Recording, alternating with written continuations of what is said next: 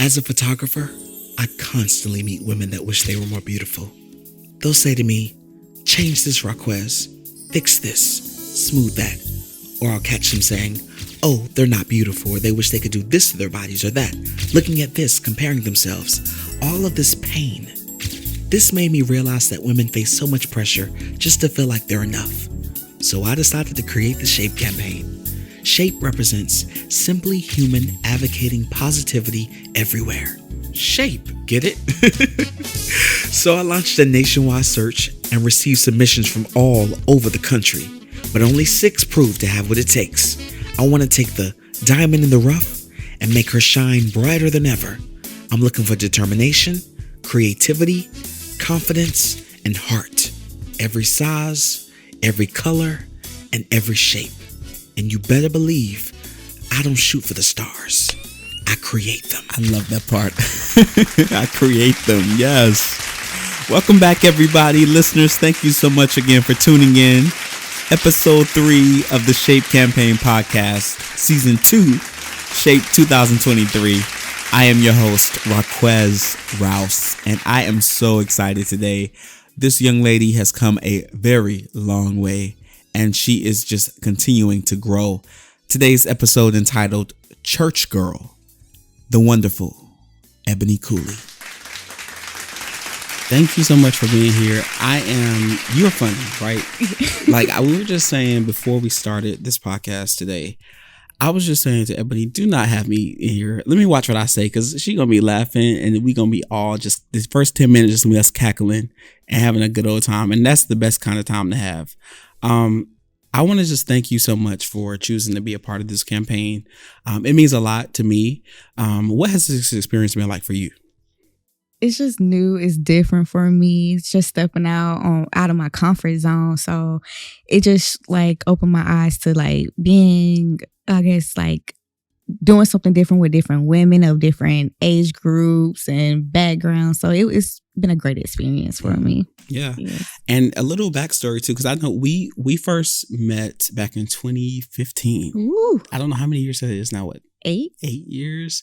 And it was another project we were working on. I was in school at the time. Mm-hmm. And so full circle, what was your experience like now versus then?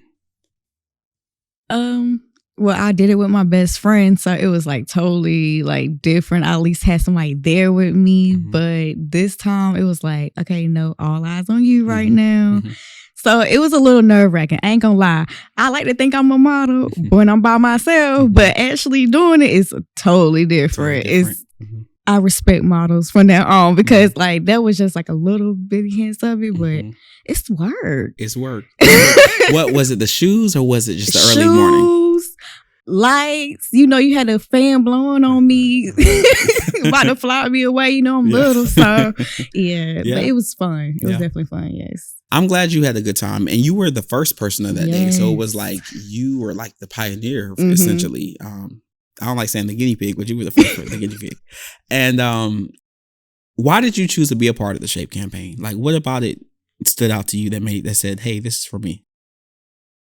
I love, because I saw your previous campaign with the ladies, and I was well, you always done good work for far as I saw. And then I was just hey, why not? Everything he's describing in this, it's me. So why not try it out? Like I said, I like to try new things at least once. So I put myself out there, and hey, here we are. Yeah, and I think that's a lot of women's introduction to this campaign. Is hey, I saw the advertisement, I saw the promo for it, and I was let me give it a shot. And I think that's why I continue to really when new people that have never done any modeling or any type of photo shoot before to try it out, because it's it really gives you a peek into what the real modeling world is quote unquote. But it's a lot more relaxed, and I like to think more of a funner environment as well. I know that you're from Clayton, North Carolina. Is that correct? Yes. So what was life like for Eboni Cooley growing up? And you're 20, how old? 8. 28 years old. Okay. Talk about that. Growing up, country girl, as you can tell in my voice, but it's been like predominantly a lot of white people, ain't gonna lie, but it's been kind of like it opened me up to different people's backgrounds so I can mingle with different groups. I got different friends from, just not Black girls, whatever.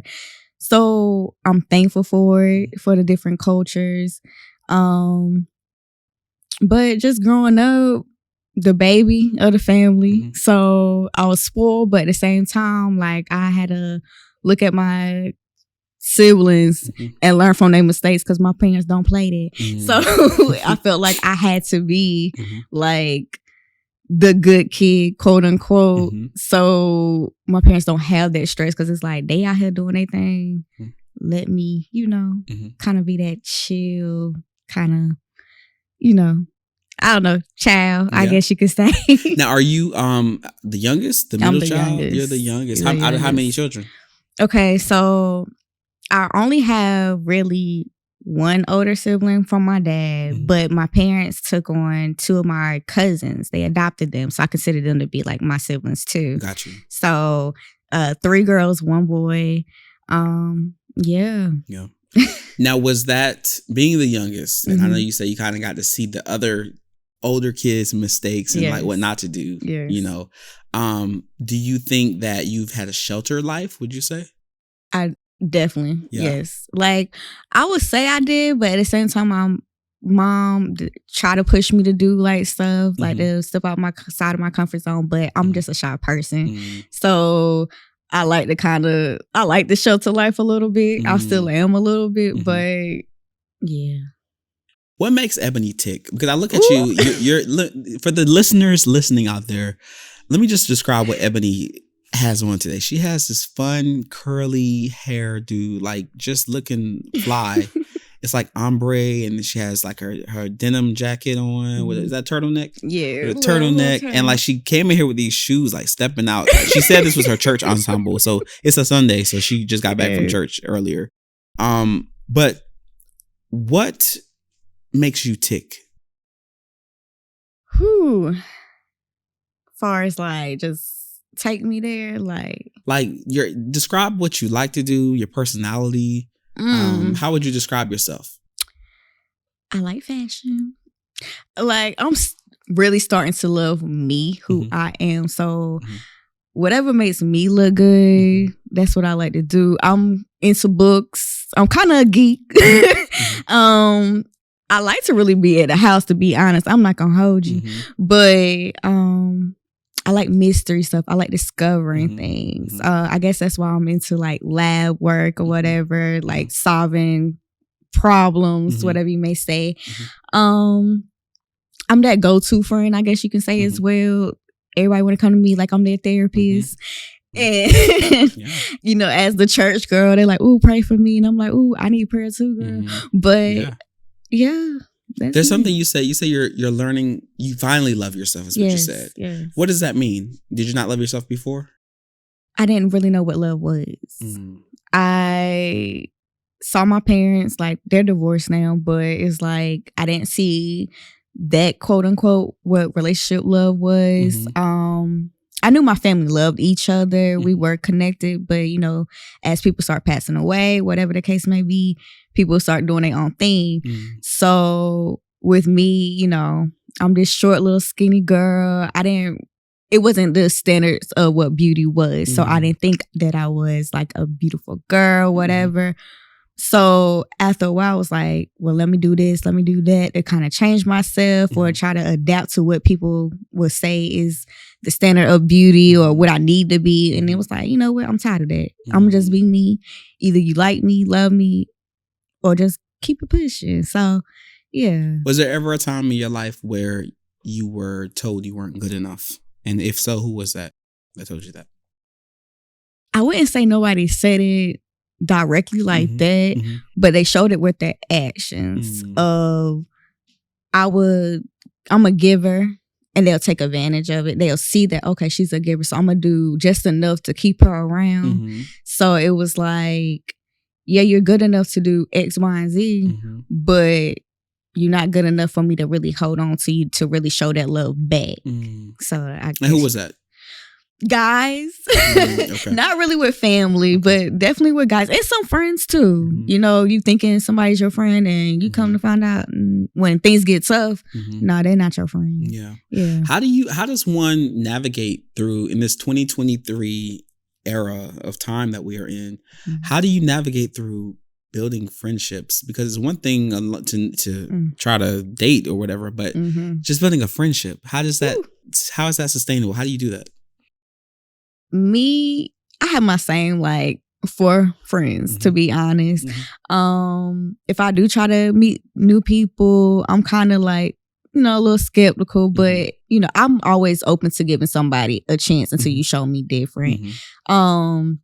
If we have little things that's in common, of course, I'm like, okay, girl, all right, we should hang out outside of this. Like if I meet somebody at work or something like that. But I really see how they move, how, you know, how they carry themselves as well. Like, even though I'm put together, I can be a little ghetto on the side. Okay. But like, I'm a fun person. I have good energy, so I have to protect that too. Yes. So it's like, what you got to use your gift of discernment, pretty much. Everybody don't have your best intentions. If you want to be out here partying all the time, I'm not your girl. So like, if that's all you got to talk about, you ain't got nothing that's gonna motivate me to do better, or you know, make me better or make each other better. I'm good. Yeah, definitely. Have you had any situations where you trusted someone and they betrayed you? And oof, anything specific? I guess you can say that, yes. And we're not friends no more. It was the simple fact of having conversation with somebody and people misunderstanding what I've said, or they took it out of context. And instead of coming just directly talking to me, it's like you made your own assumption about me and just cut me off. But then once you realize, oh, that's not the type of person she is, now you want to come back. And it's like, nah, I'm good on you. Yeah. So yeah, I had a couple of them before, not many, because once you cross me, I'm good. Yeah. Yeah. You know, it's interesting because I was, you know, Ari and I, you know, we talked, and she was telling me that, you know, she grew up not really having a good balance of standing up for herself and letting people, basically she felt like she was too nice. And, you know, it brought the discussion up between us about what's the balance between, you know, setting boundaries, but at the same time still being kind and having compassion. What is your take on that? Did you ever have a challenge with setting boundaries with people? Absolutely. I feel like I still kind of struggle with that a little bit. I feel like I stay in certain relationships or situations longer than I should, because everybody has that gut feeling of, okay, they're not really for me, or something not right. So with me, once you start showing me, or I'm starting having that feeling, it's like, okay, let me back up. And I'm a prayer. I'm a pray about it too, because I don't want to ever just push somebody away or whatever, and they may be just going through something they may even told me, and that's why they acting the way they act, but it's still no excuse. But I would say with the standards, I have to hold myself at a certain standard first, and then it trickles over to me. That's how. Definitely. And I think too, you know, with setting those boundaries for people, boundaries are good. Like it should, and I was saying to her as well, she was saying how like she's in her villain era, right? And I'm not trying to make this all about Ari, but you know, I was telling her, are you the villain because you're setting boundaries now with people and you're not giving them what they want? You know what I'm saying? Yes. So to someone that's trying to harm you, you might be the villain because you're not letting them get away with what they're trying to do. Absolutely. You know? So just an interesting thought. You know, I know you say that you have had mental health struggles, you know, or your mom has as well. Talk about that. Yes, pretty much, I want to say almost 3 years. My mom was diagnosed with mental issues in particular. It just came out of nowhere. I left the home, like, cause I was staying with my parents my mom and her husband for a good minute. All of a sudden, like, it just kind of like trickled one by one. She would just come to the house. Some days she would just be crying, like she don't know what's going on. And the next, she just went off somewhere. Nobody could find her. Like it was like a whole calling police trying to find her. Like she was gone for days, almost a whole week. And her husband didn't tell me at the time. And I'm like, yo, like this is my mom. Yeah. You need to tell me like the first day, the first few hours that she's gone, and you know it's out of her norm or whatever. So wait, so she was gone for more than a day and he didn't tell you? Yeah. Wow. Yeah, he was like, well, I thought she was with you. And I'm like, no. So she didn't appear home, come home that night, and he never even questioned, like, why haven't heard from her? No, I guess like he called himself like just calling her, texting her. And of course she wasn't responding. So I'm like, okay, when you realize she didn't come home that night, or even when you woke up to go to work, you should have been hitting me up. So I was a little angry with him, but you know, I'm sure that was scary. What were your thoughts at that time? I was thinking the worst because like she was already showing signs like, you know, something wasn't right. My mom was like me. She's funny. She's outgoing. She doesn't meet a stranger. And I was like, this world is crazy. What if something happened to her? So like all this going through my head. I was calling her siblings, my aunts and uncles. Nobody like seen her. So I'm really panicking. Yeah. So luckily, I eventually had to, you know, do a missing persons report or whatever. It went that far. Yes. So luckily with that, she ended up in a whole nother county somewhere. Don't even like, it was like 2 hours away from my house. And I'm like, how in the world did you get out here? And she happened to go into a Durham police station. Didn't even know that it, like if to look for it, you would never thought it was a police station. And I was like, that's how God works, because she could have ended up somewhere else and somebody could have took advantage of her, and they admitted her. And from there, because it was like they saw something wasn't right with her at all either. And that's when like she was diagnosed with bipolar and schizophrenia. Yeah. We'll be right back. Hey, it's your guy Quest here. I want to thank you so much for tuning in to the Shape Campaign podcast.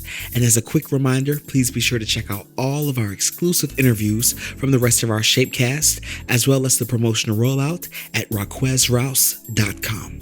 And for more exclusive behind the scenes stuff that you may have not gotten to see, at my Instagram handle at mr.raquezrouse. That's Mr. Raquez Rouse. Now back to the show. So with that, right? Yes. You know, how I'm just trying to understand, was she in a state of like being delusional or delirious or what? Of hearing voices. And like my mom is deaf in one ear. So, and she was saying that she hears voices in that ear, and which was definitely like, what?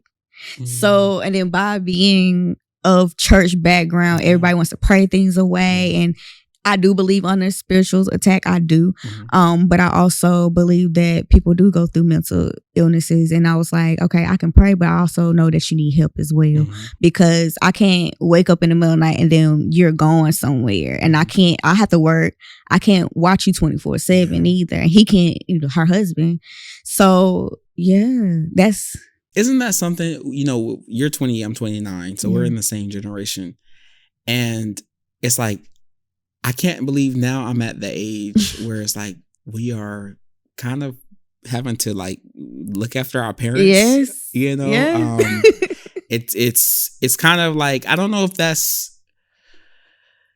is it normal this young is what I wonder sometimes. Because my mom, how old is your mom? 54. So my mom is 45. So oh, wow. They're young. So it's like, I don't know if it's maybe is it their generation more so, where we're like the parents these days, or I don't know, because I'm like, dang, where they going? Well, my parents going through this at my age? Right. Because like my mom, she's like, hey, I was 28. I already had you. I had your siblings in the house. Like they had this whole full house working, everything. I'm like, ooh, I don't want I don't want that, because I'm like, also things are different for us too. More expensive. Yeah. Everything. I'm like, it's not the same as back in the late 90s, early 2000s. No. Now, was your mom always, you know, did the mental health challenges, did they progress, or were they always there? You just didn't realize that's what it was back in the day? Far as back in the day, nobody did. Like it was all shocking for like not just the family, her friends, everybody. Mm-hmm. So that's why I was like, it just hit out of nowhere. Mm-hmm. And that's why, like, a part of us was like, okay, is she under, a spiritual attack? Is it a spiritual thing? But I do believe it can be both. Yeah. So Definitely. Yeah. Well, I mean, hey, is that something that you have had challenges with? Mine's more so depression. I keep a lot of stuff in. Mm-hmm. I feel like I'm that person everybody dump stuff on. Mm-hmm. So it's like at times, who can I go to? Mm-hmm. My mama used to be that person, but it's like you going through your own storm. I don't want to be that burden. So I journal a lot now. I write out my thoughts. I pray a lot. I get myself out of, the house, go, work out, do something to keep me active so I don't get stuck into that mindset because it can really take you under. Yeah. And I didn't like the person that I was at that moment in time. I know you had mentioned before that you had challenges with drinking and alcohol. Talk about that. Yes. Just that's how I dealt with life. Anything like hard for me, it was like, okay, let me just go get a bottle and I'll sit there, I'll hide it like nobody knew. But it was like just social at first. I started drinking before I was of age. I think a lot of people do, but it started with family, just little social things, knowing good and well I shouldn't have. But it was like, okay, it's just a little family thing, little drink here, little drink there. And it wasn't until I was of age to drink, I used that as a coping mechanism because it was like, it was kind of numbing. Like I didn't have to feel. So it was like, all right, well, just drink, go to sleep. It's a new day. You'll be all right. And not realizing, okay, girl, you done drunk something every day now. It's not okay. And it's like, there's a deeper issue. And it was like when I did try to talk and I was like, well, I will talk. Like I had a boyfriend at the time. He was like, well, it's not like you drink like that. But he wasn't realizing like, nah, a little sip here, a little sip there is still kind of alarming at the end of the day. So, yeah. Was it like early in the morning or just every day? If I felt like drinking something in the middle of the night, early in the morning, I would do it. It was just, I just like the feeling, I guess you can say. Yeah. Now I, because that's one of my concerns. I don't drink alcohol. I don't like the taste of it. And I'm honestly, there's a part of me that's a little afraid to explore that because I don't want to become an alcoholic. Gotcha. And I have family that struggles with that. That's a challenge for them. When did you realize, hey, do you drink alcohol anymore or are you just socially? I do. Okay. I don't drink it as much anymore. I don't keep alcohol in my house anymore because I felt like if it's out of sight, it's out of mind. Like I'm good. Now if I'm going out with friends or something, I might have like a drink or two. And then it's like, I know now it's a lot more heavier on me now because I don't drink it as much. So it hits me a lot quicker and I do not like the feeling. It's like, So, I'm very particular on my intake now. And I know certain things like I can do wine and I'm fine. Right. Then that hard stuff, it's like, No, can't do that no more. I feel you on that. Yes. So, so moving forward a little bit, with the Shape campaign, right? Yes. And all of you ladies have a different story. And that's one of the beautiful things about this campaign. It brings ladies from all different types of social backgrounds, ethnicities, things like that together to discuss what got them to where they are today. Yeah. You know what I'm saying? And what is that thing that you feel like you have overcome that was just such a challenge? Or maybe you are still working on overcoming that you could share to help someone else listening? Overcoming depression, overcoming numbing myself to situations that now I realize was only helping me to grow. And like I said, I was born as the baby girl, so I was so used to people doing stuff for me, being spoiled. So it was like, no, you grown now. Now you have to grow up. You have to, you got to pay these bills. Life is going to happen. All of that. So right now it's just loving me more, Mm-hmm. overcoming the thoughts of what others think about me. And that's been like really like a struggle because I want everybody to like me. So I feel like I cater a lot to that. So it's like, when you gonna start just loving who you are for once? And it's less stressful when you start doing that. So, and I would even challenge that with saying, like you said, overcoming what people have to say or think or whatever. Is it that we're overcoming it, or are we just turning down that volume of the voice of other people and turning our own volume up so we can hear our voice? Because I feel like you're always going to have that concern about what people think. Absolutely. But maybe it's not going to be what leads you in your actions and decisions. Yes. I would say, like you said, turning the volume up on yourself. Of course, I do want to know, like, those that do care about me. Okay, am I slipping? Like, hold me accountable. Yeah. I tell my friends all the time, I'm gonna hold you accountable. I need you to do the exact same thing for me. I'm never afraid of that. But those that I know you don't mean any good by it, then it's like, nah. Right. But yeah, definitely. That's a great way to look at it, a great perspective. With this campaign, right? What do you hope that the viewers and listeners that, you know, do see the promo and see all of this amazing stuff that we've worked so hard on this year? We started this back in like January, February. What do you hope that they gain from this? Loving who they are, their body, every struggle that they're facing.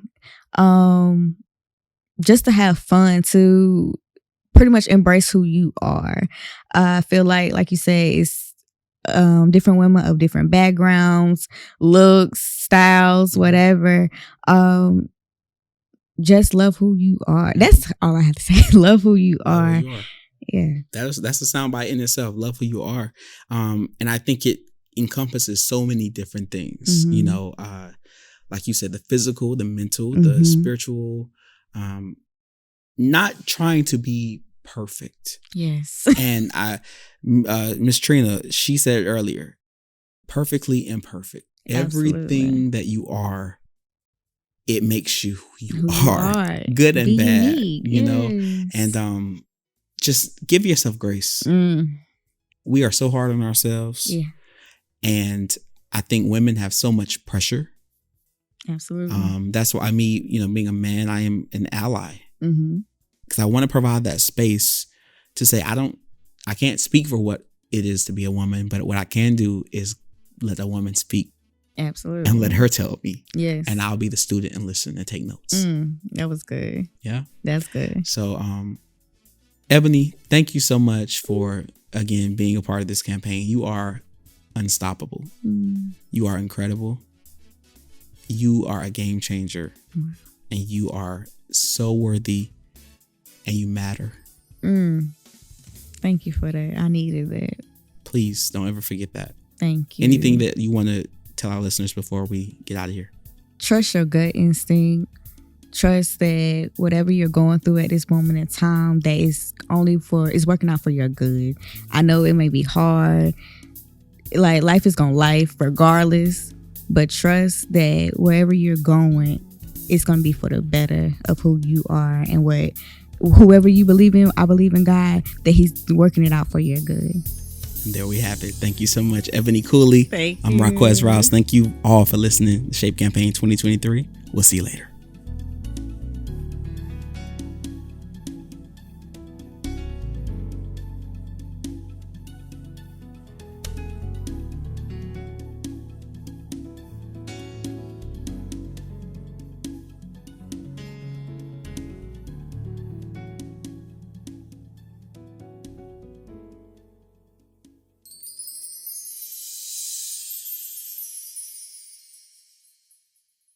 Stay tuned for our next episode. Shape.